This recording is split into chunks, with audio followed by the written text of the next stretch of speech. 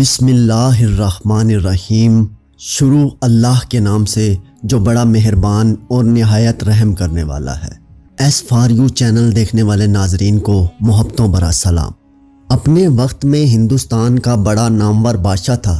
اس کا اصل نام روشن اختر تھا۔ وہ شاہ جہاں اختر کا بیٹا اور شہنشاہ عالم بہادر شاہ اول کا پوتا تھا۔ یہ 17 نومبر 1719 کو تخت نشین ہوا۔ یہ مغل سلطنت کا 14واں بادشاہ تھا۔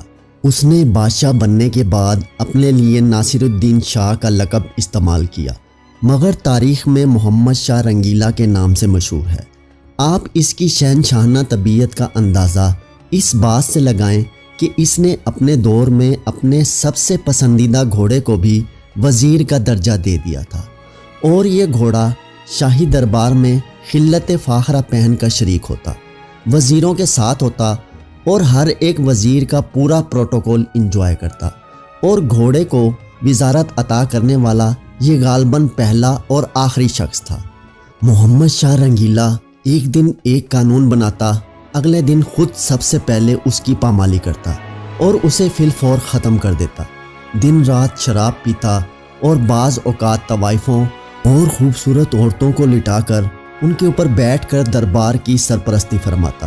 کبھی زنانہ لباس میں ملبوس ہو کر تمام وزراء اور رؤسا کو بھی یہ زنانہ لباس زیب تن کرنے کا حکم دیتا، اور یہ تمام واہ واہ کرتے، ہر حکم بجا لاتے۔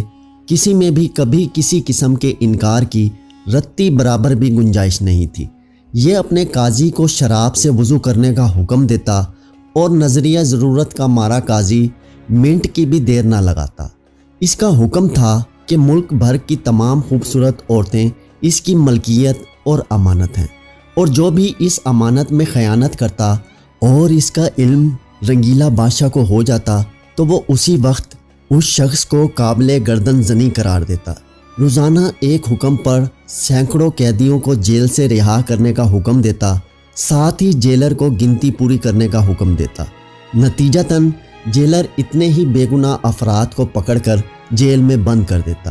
یہ شراب پی کر اپنے گردے، جگر اور اپنے جسم کا پورا نظام تباہ کر بیٹھا، اور یہ عیاش ترین شہنشاہ 26 اپریل 1748 کو انتقال کر گیا۔ اس نے لگ بھگ 19 برس حکمرانی کی، اور تاریخ میں اپنا نام ایک غلیظ کردار کے نام پر لکھوا کر اس دارہ فانی سے کوچ کر گیا۔ اسی رنگیلا بادشاہ کے دور میں نادر شاہ درانی نے دلی میں بدترین قتل عام کے بعد جب دلی فتح کر لیا تو مفتوح بادشاہ محمد شاہ رنگیلا نے شاہی محل میں فاتح بادشاہ کا گرم جوشی سے استقبال کیا۔ کہتے ہیں کہ نادر درانی نے دلی کے اس قتل عام کا حکم، اور وہ لفظ تھا بزن۔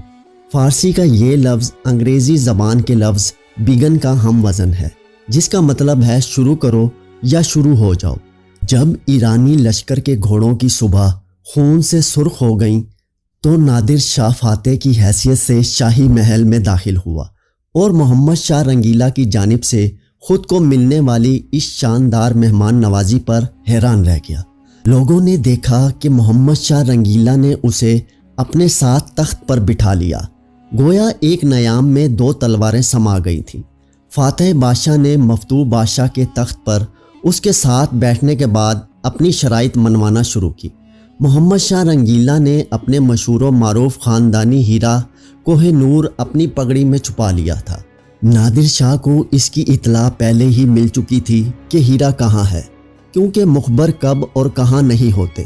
اس زمانے میں بھی نادر شاہ نے تخت پر بیٹھتے ہی محمد شاہ رنگیلا کو اپنا منہ بولا بھائی بنا لیا، اور بولا جس طرح 2 عورتیں دوپٹہ بدل کر آپس میں بہنیں بن جاتی ہیں، کیوں نہ ہم دونوں بھی پگڑی بدل کر آپس میں بھائی بن جائیں۔